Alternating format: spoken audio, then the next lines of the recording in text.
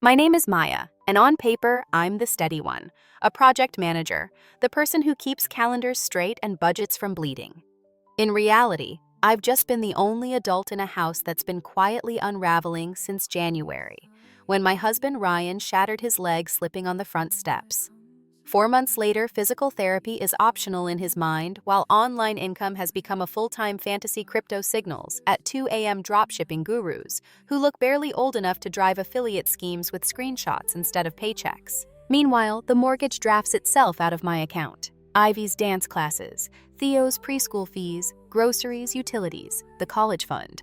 I'm too stubborn to abandon all of it rides on my deadlines being met. I kept telling Ryan heal first, then get back to your real work. He kept replying with another video promising 6 figures from a laptop. Enter his mother, Evelyn. She never approved of me, too career-minded, too independent, too everything. When I had to take a 5-day trip across 3 cities to close a commission we genuinely needed, she volunteered to stay with the kids. I wanted to believe that was support. It wasn't. I came home on a Friday at dusk, suitcase wheels whispering across the hallway. Ivy 7 stepped back when I opened my arms. Grandma says real moms don't leave. She told me formal and rehearsed. She says we should call you Maya when you choose strangers over your children. Theo's face crumpled. He clung to the banister and sobbed. Don't go make money for other people again. The words were not theirs. They were planted. Evelyn watched from the doorway, mouth curved into a satisfied line. All week they asked me why you need to chase money, she said brightly. I explained some women just aren't fulfilled by motherhood. Then, with a tilt of the head that felt like a knife, she added, 5 nights in hotels, different cities. People draw conclusions. A wife's place is with her family. I laughed, a startled, breathless sound that didn't feel like mine. Are you accusing me of cheating? I asked. While I'm the one paying every bill you enjoy in this house, Evelyn's eyes flashed. A good wife supports her husband without traveling. There are plenty of jobs that don't require you to disappear. Ryan hobbled in on crutches and instead of shutting this down, nodded along. The kids need stability, he said. They're confused when you're gone. A few minutes later, his sister Nora arrived in intervention I hadn't been invited to. She lectured me about presents over paychecks, bedtime stories over boarding passes. The script was tight. They'd rehearsed it. And the kids. God, the kids had lines. Ivy recited, eyes fixed on Evelyn, real. Mothers get happiness from their babies. Theo whispered, I wish you'd stay home instead of thinking about work. The words were too neat, too polished, too heavy for a 4-year-old's mouth. I swallowed the heat in my chest and excused myself to unpack. I needed a task that wasn't emotional. In our bedroom, I set the suitcase on the bed and folded clothes into drawers, muscle memory doing what my heart couldn't. When a workout shirt snagged, I reached into the bottom drawer and felt paper crisp edges, a stack hidden under cotton. The first page was a printed email about outcomes for children of absent mothers. The next, a handwritten table in Evelyn's looping script, dates of my business trips, late nights, client dinners. Each entry had a note pattern of choosing career, lack of maternal priorities, appearance of impropriety. There were photos of Ivy and Theo looking solemn, timestamps that matched my calendar captions that read like prosecutors' exhibits. Tucked behind them were printed message threads, Ryan chatting with someone I didn't recognize about how kids thrive when moms stop chasing titles. I took pictures with my phone, every list, every margin note, every word that turned my work into neglect and my competence into a crime. Then I slid everything back exactly as I'd found it and returned downstairs. Dinner happened the way dinners do when you're measuring your breath. I stirred sauce, helped with homework, read a story no one really listened to. Ivy traced the pictures without meeting my eyes. Theo leaned into me as if he wanted to believe his own script a little less. After lights out, Ryan cleared his throat. Maybe think about what's best for the kids, he said. Mom helped me see how much they suffer when you travel. We could find you something at home. He was calm, like this was a gentle suggestion, not the last act of a plan I was only just uncovering. I didn't argue, not then. I said I was tired and went to the guest room. On my phone, the photos glowed like flares in the dark. This wasn't disapproval. It was documentation, not concern. A case. When I finally slept, I dreamed of a courtroom with my children on one side and a stack of papers on the other. I woke knowing two things I hadn't imagined any of it, and part two would not be passive. I woke before the house did, the kind of early when the light is just a rumor behind the blinds. I hadn't really slept more, like hovered above sleep with the phone's glow printing those photographs and notes onto the inside of my eyelids. At 6:20, the kettle clicked off. At 6:25, the doorbell rang. I don't know why I opened it without checking the camera. Habit, maybe. Or a graceless hope that it would be a delivery, something ordinary enough to reset the day. Instead, Harold Ryan's father stood on the porch with a paper cup and an expression I've only seen on managers about to right-size a department. "Maya," he said, easing past me as though the invitation had already been granted. "We should have a talk. About the children. About your future." He set the coffee on the entry table like a prop and looked around, appraising the hallway as if it were a courtroom. I kept my voice in the polite register I reserve for hostile stakeholders. "It's early, Harold. So are the consequences of bad decisions," he replied, and gave the faintest smile, the kind that turns a person into a lecture. We sat at the dining table because the living room felt too intimate for whatever this was. He folded his hands, the coffee steaming between us. "We've been observing," he began. "For months now. Evelyn has tried to discuss our concerns with you gently, but gentle hasn't worked." He lifted his eyes to mine and didn't blink. "You're not the right kind of woman to raise our grandchildren." The chair creaked as I leaned back.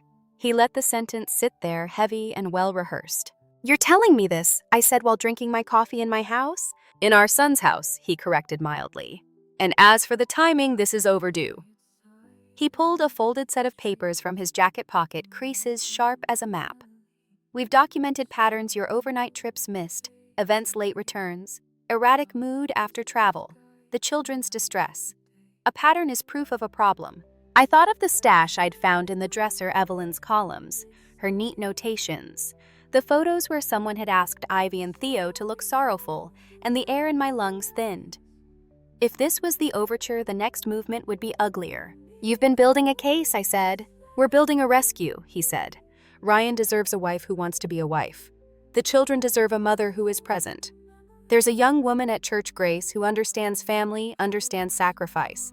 She's local and her parents are respectable. She would never disappear for 5 nights at a time." I didn't trust my voice, so I used my eyebrows. He took my silence as invitation to go on. "Ryan's been meeting her for coffee," he said, "to get advice. Strictly above board, of course. You understand, one must imagine a future before one can choose it." I imagined a future, I said. It had health insurance and a mortgage that cleared on the first. It had 2 kids with dance classes and preschool and college funds with deposits already in them. Harold exhaled through his nose. "Money is not the point. Stability is." "No," I said. "Power is the point. You want the kind of woman you can manage." "That's a very modern way to misunderstand tradition," he replied, standing. "This is your notice. We're moving ahead to secure what's best for the children. The sooner you accept that, the kinder the process will be." He left his untouched coffee and let himself out. The front door closed with the genteel click of a gavel. Upstairs, the house exhaled into motion, pipes hummed, steps sounded. I braced. When I reached the hallway, Ivy and Theo were in the guest room where Evelyn had been sleeping all week. The bed was made, the pillows lined like soldiers. Evelyn was perched on the chair by the window, her hands folded over one knee, a queen receiving petitioners. "Good morning, darlings," she sang without looking at me, as if the room had been staged for a tableau. "Why don't you tell your mother what we talked about yesterday?" I knelt to Ivy's height. "You don't have to perform," I said quietly. "You can tell me anything or nothing. You can tell me later, you can tell me never. You're safe." Ivy's mouth trembled. She glanced at Evelyn, who was still smiling, and then back to me. The words came out in little clips as if they'd been cut to measure. "Grandma says if we don't help you understand, she said things will break apart. She says sometimes kids have to live with other people when their moms don't care about the right things." Theo's hand found mine, damp and small. He pressed his face to my arm like a child who's practicing vanishing. "Grandma says," he whispered, "we'll have to sleep in the basement with no snacks if we don't help. She says good boys want their mommies to stop leaving." The heat in my chest threatened to become sound. I swallowed it down. Ivy kept going faster now that the dam had a crack. She showed us pictures on her phone, Ivy said, tears shining. Bunk beds with lots of kids. She said those kids' mothers chose work instead of family. She said if we want to stay together, we have to show you the right way. I looked up at Evelyn. You terrorized them. I told them the truth, she said, crisp as a starched napkin. Children must understand consequences. You're the one who forced this lesson by insisting on chasing career validation. You locked Theo in a closet, I said. My voice was flat as a ledger line.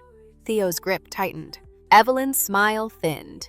Timeouts happen, she said, and shrugged as though we were discussing a teaspoon of sugar more or less in a recipe. When he said he was proud of you for working, I asked him to think about whether that pride helps his family. By shutting him in the dark, I said. She didn't answer. She didn't have to. The shape of her silence was confession. Ryan arrived then, crutch tips thumping a little breathless, as if he'd been rehearsing in the car. Behind him, like an echo, came Nora. Ryan stopped in the doorway of the guest room and surveyed the arrangement the way an actor checks his mark. We need to calm down, he said. This doesn't have to be adversarial. The kids need stability. He looked at me and the words sounded like something he'd borrowed. Maybe you could consider work that doesn't take you away. Maybe you could consider work, I said, unable to help it. Any of it. The kind that pays in dollars instead of screenshots. Nora flinched, then recovered. We're not here to attack you, she said. But Ivy cried at bedtime all week. Theo asked if you love airports more than hugs. Children don't invent those feelings. No, I said. They're taught them. The doorbell rang again. No one moved.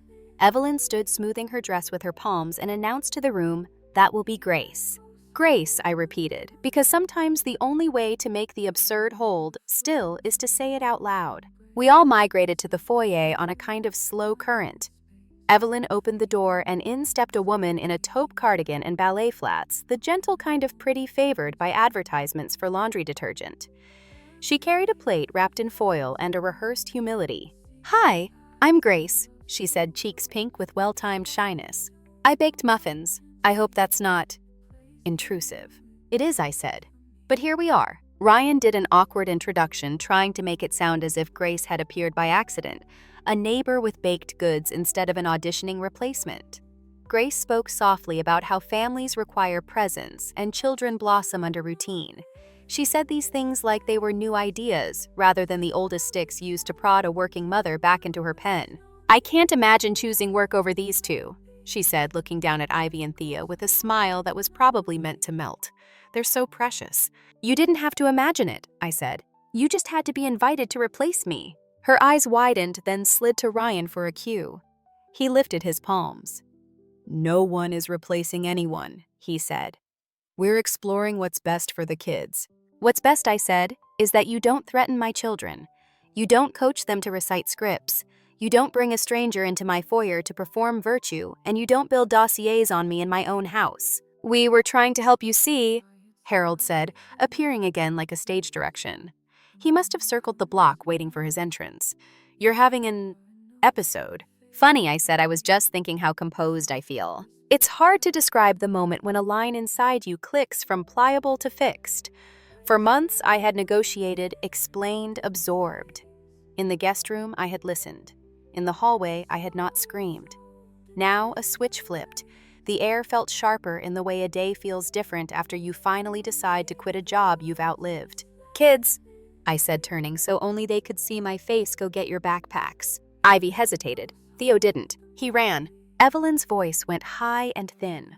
Where do you think you're going? Home, I said. This is your home, Harold snapped. It's a house with my name on the mortgage, I corrected, and your fingerprints in my drawers. My home is wherever my children are not being scared into compliance. Ryan reached for the we should be reasonable tone. You can't just take them. I can, I said, and I am. I moved past him to the kitchen, gathered the folder of documents I kept in a drawer, their birth certificates, a copy of the lease for a small corporate apartment near my office I'd kept for overnights during intense project phases, utility bills with my name, and slid them into my tote. Grace shifted her plate from one hand to the other, as if she'd been left without blocking notes. Maybe we should pray, she offered, and even Harold looked embarrassed. Ivy reappeared with her purple backpack and a stuffed rabbit under her arm. Theo had his shoes on the wrong feet and was trying to zip his jacket with the determination of a person lifting a car off a cousin. I kneeled and fixed the shoes, zipped his jacket, kissed the crown of his head. He leaned in like he might dissolve into my shoulder. I let him. Evelyn moved to block the door. "You're proving our point," she hissed. "Impulsive. Unstable. You frightened them." "You frightened them," I said. "You used hunger and darkness and pictures of dormitories as a threat. You turned love into a quiz with only one right answer." Neighbors had begun to notice. You can feel when a street grows eyes. A curtain lifted. A dog stopped barking mid-woof. Harold stepped onto the porch like an actor refusing to break character and addressed no one in particular. "Everyone witnessing this," he said in a courtroom voice, "please note her erratic behavior.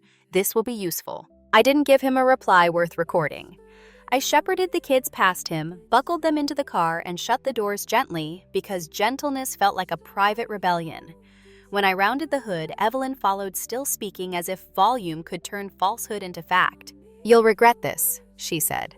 "Courts don't look kindly on mothers who run." "Courts," I said, opening my door, "look kindly on evidence." I drove.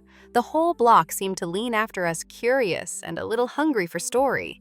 In the rearview mirror, Ivy stared out her window as if she'd been holding her breath for days and was testing the air. Theo kicked his heels against the seat in a rhythm that sounded like a heartbeat sped up. We didn't talk for the first 10 minutes. I kept my voice even when I finally broke the quiet. "We're going to the condo near my office," I said. "The one with the tiny balcony and the red toaster you like because it looks like a robot." Theo said, "Does the robot make waffles?" "It can be convinced," I said. "Am I in trouble?" Ivy asked. "No," I said. "You're in a car." She turned that over like a stone in her palm. "Grandma said if we didn't help her teach you, we would make everything worse." "Grandma was wrong," I said. "Teaching is not threatening. Teaching is not locking anyone in closets. Teaching is not making you say things you don't believe." "Will we have to get a new mommy?" Theo asked so softly I almost missed it. The road blurred a little, then cleared. "No," I said. "No one is replacing anyone. Your mother-me doesn't get replaced like a light bulb." We reached the condo, a 7th-floor unit with a view of a sliver of river and a lot of sky. I hadn't been there in weeks. It smelled like dust and lemon cleaner and a life I'd kept as a contingency plan. I unlocked the door, and the relief in my shoulders felt like furniture being set down. Inside, I pointed them toward the sofa and went into operational mode. Change the Wi-Fi password. Slide the chain across the door, draw the blinds halfway, put the kettle on. Small actions that build the scaffolding of safety. Ivy wandered into the kitchenette, watched me measure waffle batter, and asked, "Are we in trouble with Daddy?" "Daddy is in trouble with himself," I said. "We will handle the rest." We ate waffles at 11 a.m. like it was a festival day. Theo demanded an extra half, which I granted with a flourish that made him giggle. When they were sticky and sated, I gathered my phone and the photos I'd taken of Evelyn's lists, the prints I'd made of their birth certificates, the lease.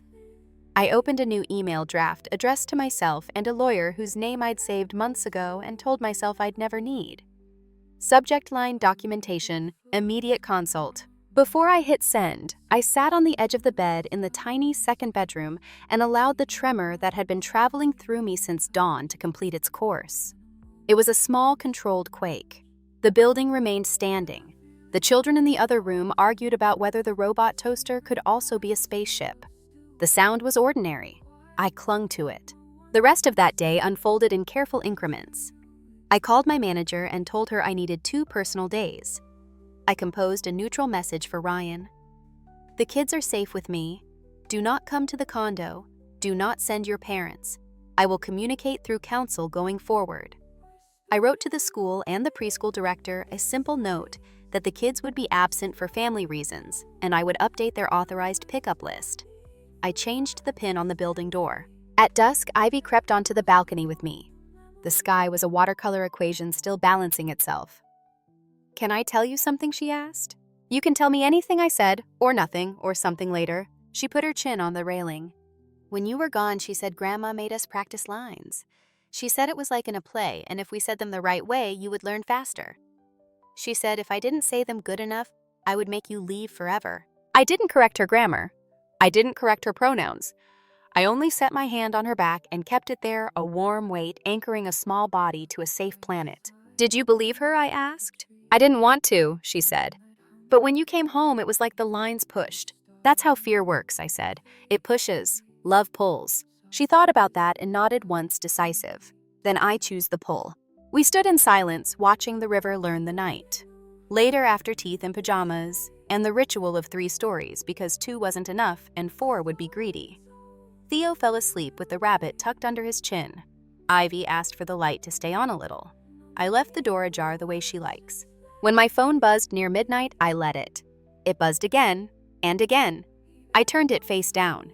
The apartment's hum refrigerator vent, the soft tick of a cooling oven, became a lullaby anyway. Sometime in the blue hour, I woke with a sentence in my mouth.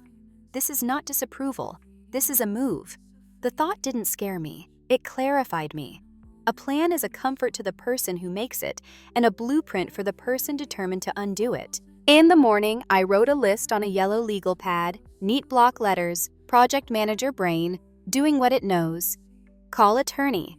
Notify school and preschool with updated pickup permissions and photos. Document everything in a shared drive. Change locks at the house. Gather financial records. Schedule therapist for kids. File police report re-threats and coercion. Ask building to note no access for in-laws. I underlined document twice, then I underlined protect 3 times. At 8:03 a.m., Ivy patted out in Sock's hair an optimistic tangle. Is today a school day? She asked. Today is a Maya makes waffles and calls people day, I said. She smiled, the kind of smile that looks like the first green insisting itself through frost. Theo announced from under his blanket that the robot toaster was ready for duty. I made coffee in the small French press that always felt like luxury when I stayed here for crunch weeks. It tasted like beginning again. As the kettle hissed, the phone vibrated with the name of the lawyer. I answered on the first ring. Miss Anwar, she said, crisp and awake. I saw your materials. I have an opening at 11. Bring everything. I will, I said, and glanced at the 2 small humans constructing a fort out of couch cushions and bravado. Thank you. When I hung up, I felt that click again, the internal gear that shifts you from reacting to steering. Part 2 had announced itself the moment Harold put his coffee down and called it notice. But the real part began here in a 7th-floor box with a view of a river and 2 sticky plates in the sink. We weren't fleeing. We were moving. And there is a difference one the courts understand. I poured batter into the iron and thought about the questions I would be asked and the answers. I had paper trails, texts, prints, photos, witness names. I thought about Evelyn's neat lists and the way order can be a weapon or a shield depending on who holds the pen. Mom, Ivy said. I turned. She was hugging the rabbit and trying to fit a serious thought into a small face. Yes, when you go to your workplace, she asked, do you think about us? Every minute, I said. Every plan I make has your names in the margins. She nodded a little, like she'd been waiting for that sentence and found it satisfying. Theo declared that the robot toaster beeped in robot language and demanded translation. I translated. We ate, we began. At 6:03 a.m., my phone lit up with my mother's name. For a second, I thought I'd slept through all my alarms. Then I remembered the night had been one long alarm with new labels: document, protect, breathe. I answered on the second ring. Maya. Where are you? My mother's voice was frantic in a way I hadn't heard since I was 16 and didn't come home on curfew. Harold called us at midnight. He said you had some kind of break and took the children. He said you're unstable. Are you safe? Are they safe? We're in the condo, I said, keeping my voice level the way you hold a glass brimful and cross a room. Everyone is safe. Harold lied to you to get you to panic. My mother exhaled a tremor threaded through it. Your father's been pacing since the call. He insisted we wait an hour before we called the police in case it was a misunderstanding. Then he kept waiting another hour. We didn't know what to believe. Believe me, I said. I'll update you after I talk to the attorney this morning. We hung up with the small, careful promises families make when a bigger promise it will all be okay is currently beyond manufacture. I made coffee. Ivy patted out and wrapped herself around my waist head to my hip bone, a wordless request to be met where she was. I met her there. When Theo emerged, hair like a dandelion the first wind has found, he announced the robot toaster was hungry for bread. We fed it. At 8:01, the pounding started, the front door shuddering under fists that meant to look official. I ushered the kids to the bedroom with a cartoon and a reminder about whispers. Then I went to the door and looked through the peephole. Ryan and Harold stood in the hallway, each wearing the performance of concern like a rented suit. Maya, Ryan called, projecting for neighbors. We've been looking for you. You didn't answer. We're worried. Let us see the kids so we can call off the search. I didn't open the door. There is no search, I said through it. There is manipulation. Leave. You can't just keep them from their father, Harold said, switching to the courtroom baritone he believed could summon law out of drywall. We have rights. You have a long list of bad ideas, I replied. Rights are granted, not declared by volume. They pounded again. I dialed the non-emergency police number, gave the address, explained that 2 men were refusing to leave my door and were escalating by shouting falsities. I have my lease, I said. There is no custody order. They're agitating my children. Please send someone. When the officers arrived, the hallway became choreography. 2 blue uniforms, 1 notebook a second. Officer who knew how to make his voice absorb tension instead of reflect it. Ma'am, he said as I met them in the hall with the chain still on. Can we talk? I showed the lease. I kept my sentences measured. I am the children's mother. There is no court order. We live here. Their father and grandfather are harassing us after a separation initiated this morning for safety concerns. The officer glanced at Ryan and Harold. Without an order, he told them she's within her rights. This is a civil matter. If you've been asked to leave, you need to leave. Harold tried the pivot older men use when authority thwarts them. Officer, we're concerned about her mental state. Then the best place to address that is family court, the officer said, already closing his notebook.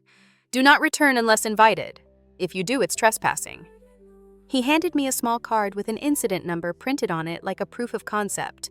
Paper where there had been only air. When the hall was quiet again, I texted my parents. Police came.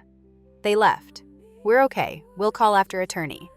Then I wrote to the building manager to note that no one under any circumstances was authorized to be given access to my unit. At 10:59, MS Anwar Crisp efficient, the kind of person who treats complicated as a solvable genre, welcomed me into her office. I slid a folder across the conference table photos of Evelyn's lists, the printed messages labeled Outcomes for Children of Absent Mothers, the incident number from this morning, the email draft to myself with timestamps. She made neat piles, the way I do when I'm trying to turn chaos into tasks. Here's what we'll do, she said. We'll file for an ex parte temporary custody order today, sole decision-making primary residence with you, and a no-contact clause for the grandparents. We will include a request for a protective order against harassment. I want you to start a contemporaneous log dates times what was said, who witnessed it. Save every text. Forward me copies. I'll also give you referrals for child therapists. Early intervention strengthens the case and helps the kids process. Do you feel safe returning to the marital home to change locks and retrieve essentials? I can arrange a locksmith, I said. And I won't go alone. Good, she said. Take someone with you. Record video silently while you're there. If anyone shows up, call the police. Do not engage. She slid 2 more forms toward me. A release for the children's schools so she could speak to administrators, and a template letter to update pickup permissions with photos attached. Deliver these today if you can, she said. I want a paper trail that predates any stunt they try to pull. When I left her office, I was carrying a manila folder that felt like a segmented shield petitions ready to file a list of to-dos names of therapists with open appointments.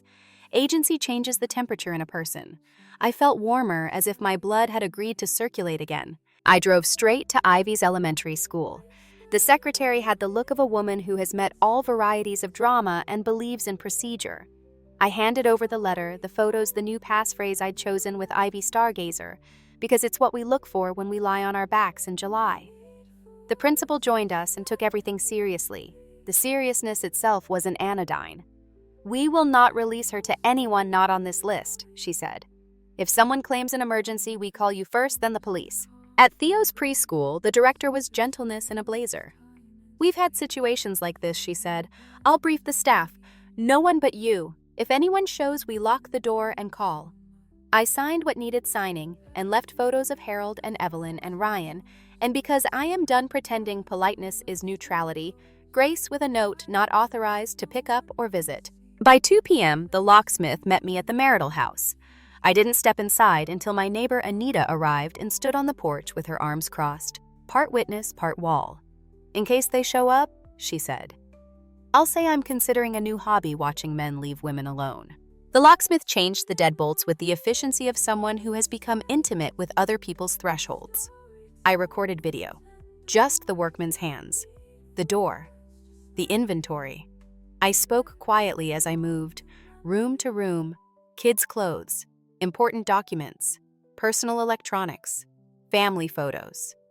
In the bedroom, I opened Ryan's dresser to collect a few of his things to drop at his parents' house so he couldn't claim I withheld necessities. The bottom drawer stuck. I tugged. Something knocked against the wood. I reached in and my fingers brushed glass. Ryan's old phone, the one he'd stopped using after cracking the screen last winter, lay face down like a small secret. I slid it into my tote and said nothing on the video. Back at the condo, I borrowed a charger from Mrs. Klein down the hall, a woman who waters her plants every day at 6 and sees everything without saying much. For your boy's old model, she asked and handed me a cable like a favor. When the phone booted, it vibrated with cached life text bubbles filling a backlog of conversations that had gone elsewhere when he upgraded. He'd never logged out of the apps. Message after message scrolled to the top Ryan and Harold beginning in February when his cast was still new. Harold, maybe this is the chance to reset the family dynamic. Ryan, if the kids bond more with Mom, Evelyn M. might realize she doesn't need to be gone all the time. March. Evelyn's name in a group thread. Little notes about progress. Ivy cried less at bedtime when M was away. Theo asked for Grandma in the morning. Harold document those nights. Judges like patterns. Ryan Nora says her friend had sole custody because the mom traveled. Harold find that case. April. Grace enters the chat as G. Barnes Church. Photos of muffins. A link to an article titled Children and Maternal Presence. The Case for Home. Grace. Happy to talk to Ryan about what kids need: routine predictability, a mother's availability. Harold. We're on the same page. Ryan meeting G. for Coffee Friday. Don't tell M we'll be back before bedtime. Mom can cover. May. The tone hardens. Harold. If M reacts emotionally to reasonable concerns, note it. Volatile is a word courts here. Evelyn. Practiced lines with Ivy today. She can say, real mothers get joy from their babies. Ryan Theo said he was proud of M. Put him in timeout. Mom says he needs to think about family first. My stomach flipped. The phone buzzed more messages. 3 weeks ago, Harold. If she leaves with the kids, that's kidnapping vibes. Call her parents, call police, create a record. Concerned father. Ryan. Got it. Yesterday morning at 5:41, Harold. Today is notice day. Be calm. Let Mom lead with the script. If M storms out, that's a win. I screenshotted everything, scrolled backward to catch context, then backed up the phone photos, texts, timestamps to an external drive and my cloud. Chain of custody matters. My brain split its attention between heartbreak and strategy. Ivy wandered in as I was labeling the folder harassment grandparents/Ryan texts. Are you working? She asked. I'm documenting, I said. So our story can't be taken away or changed. She climbed onto the bed and lay on her stomach next to me, chin in her hands, reading the bubbles upside down. She can't parse adult machinations, but she recognized her name. They talked about me, she said, voice small and incredulous. They did, I said, and we're going to show the judge that it was wrong. That evening, the building manager called to tell me Harold had come by at 5 a.m., asking for a spare key, claiming a family emergency. We don't do that, the manager said, but I wanted you to know. We've flagged your account no access without your presence and ID. Thank you, I said, and added the call to the log. Miss Anwar had told me to keep 5:03 a.m. building manager reports. Harold requested key. Denied. Note added. If the day had been about building walls, the night was about raising beacons. At 7:12, Ivy's school called to ask if I was aware that Ryan had just phoned to request early pickup for a medical emergency with his father. We told him we needed to verify with you, the secretary said, and he hung up. Thank you for calling me, I said, and emailed the principal to memorialize the call. 10 minutes later, Theo's preschool rang Evelyn at the front desk, insisting she was grabbing him for a doctor's appointment I had supposedly scheduled.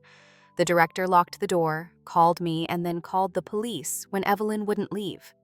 By the time I arrived, Evelyn was gone. I took a copy of the incident report and hugged the director, even though I am not a hugger. We protect babies, she said. It's our job. On the way back to the condo, I stopped at a print shop and made 2 copies of everything Evelyn's lists: the texts, the incident reports, the school's note, the building manager's email, the police incident number, even the receipt from the locksmith. 1 set for Miss Anwar, 1 set for a safe. I bought on the same errand and bolted into the closet floor when I got home. Paper feels medieval until it saves you. When the kids were asleep, Theo starfished Ivy curled around her rabbit my parents FaceTimed. My father's face filled the screen like a weather system. "Come here," he said without preface. "We have beds, we have locks, we have neighbors with opinions. It will be harder for them to stage manage anything on our street." I looked at the piles of paper, the robot toaster, the skyline I'd begun using as a gauge of my own pulse. "Tomorrow," I said, "after I file with the court. I don't want to spook them into more stunts while we're driving." My father nodded, something like approval passing through his eyes. My mother asked to say goodnight to the children. We whispered so as not to wake them, which is a strange way to say we love you, but lately, whisper has been our dialect of safety. At 10:40, my phone lit again. Ryan, then Nora, then a number I didn't recognize that I assumed was Grace, all ignored. I drafted a single message to Ryan. All communication through counsel. Do not contact me directly. Do not contact the children. Do not send anyone to any school or building. Violations will be documented. Then I blocked his number and the others. Silence is a boundary too. Before bed, I sat at a small table and wrote a timeline. Dates, times, what happened, who saw what was said.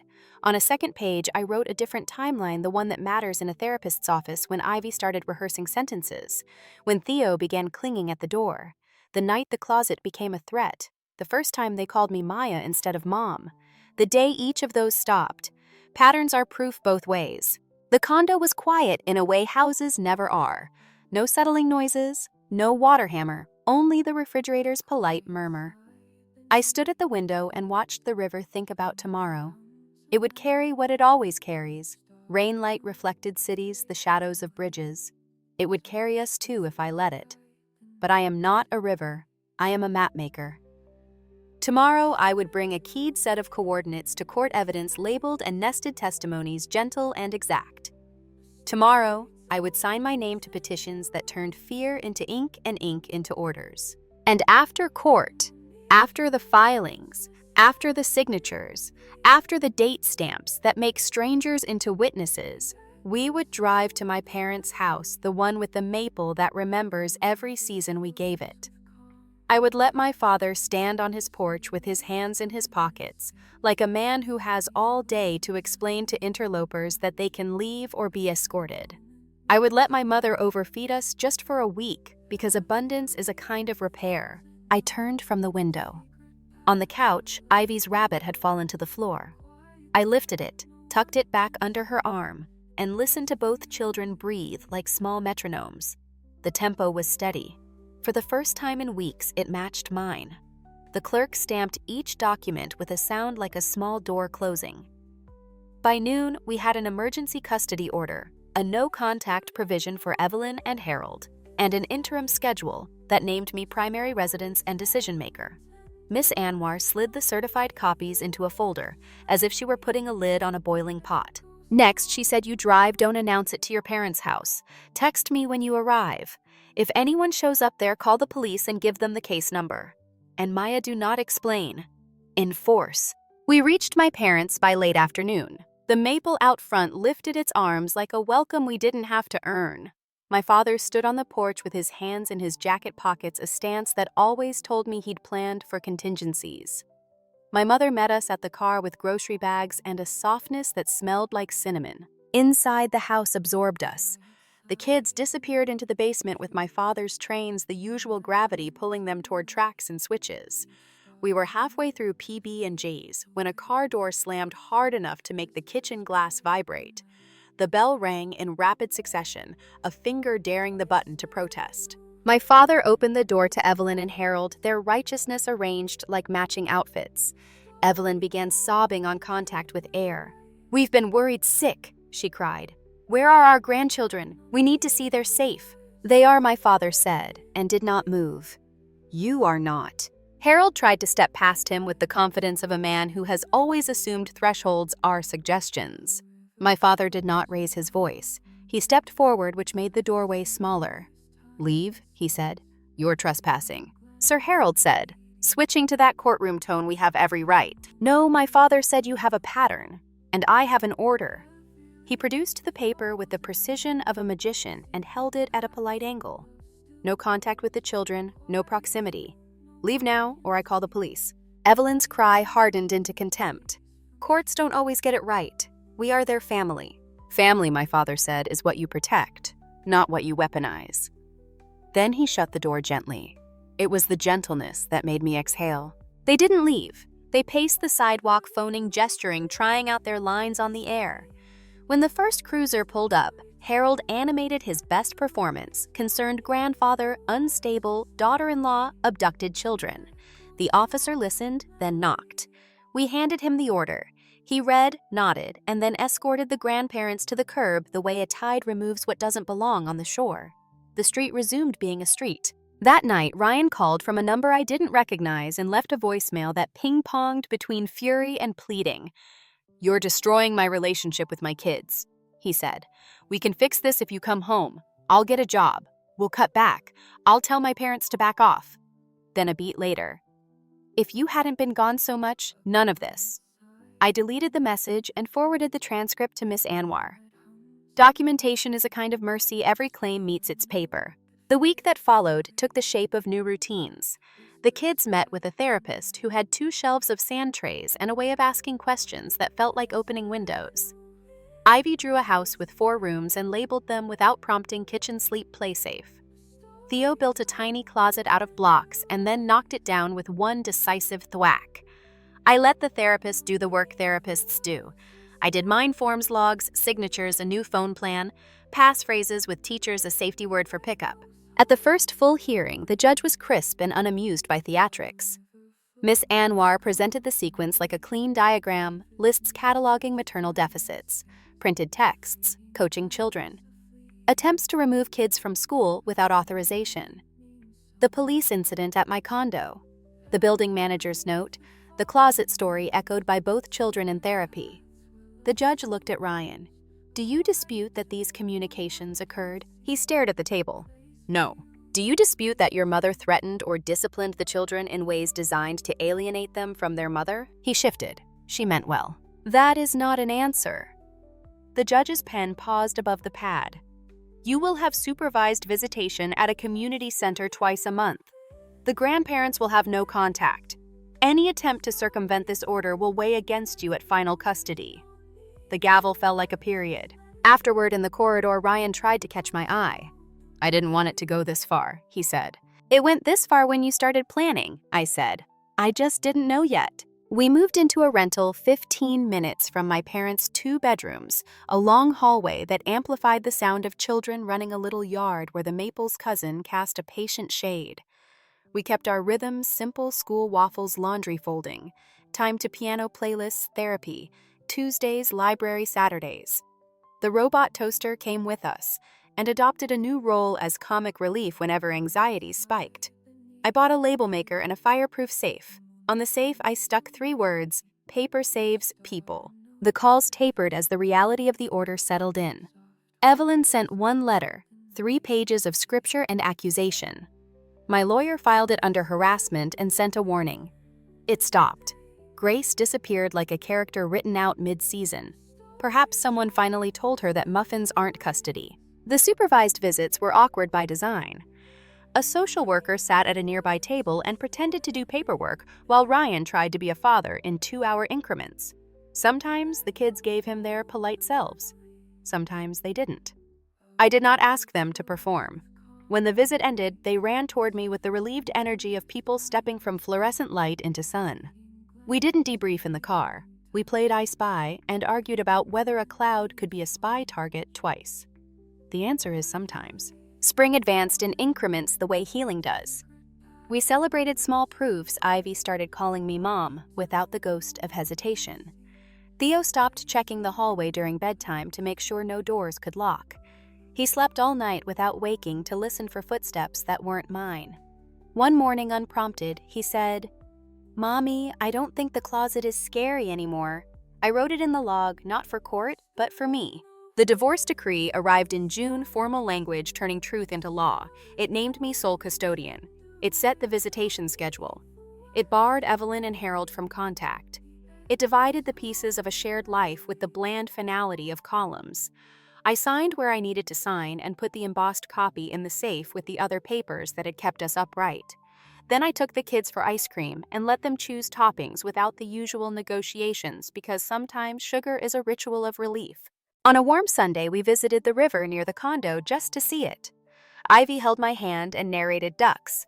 Theo threw a leaf and announced he'd mailed the water a message. We stood where I'd once watched the dark turn into morning, and I told them a short story about currents, how some pull you under and some carry you forward. And the trick is learning which is which before you're too tired to swim. "Which one are we on now?" Ivy asked. "The forward one," I said. "How do you know?" "Because we built the boat," I said, and she nodded like that was an answer she could use later. At bedtime, after books and rabbit, and the negotiation of whether one more song counts as a story, it does not.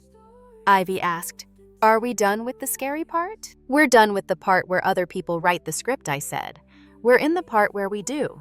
Down the hall, the safe clicked when the cooling metal settled. The house made the small sounds of a place that has learned how to hold. I lay in the dark and let the quiet count as a conclusion.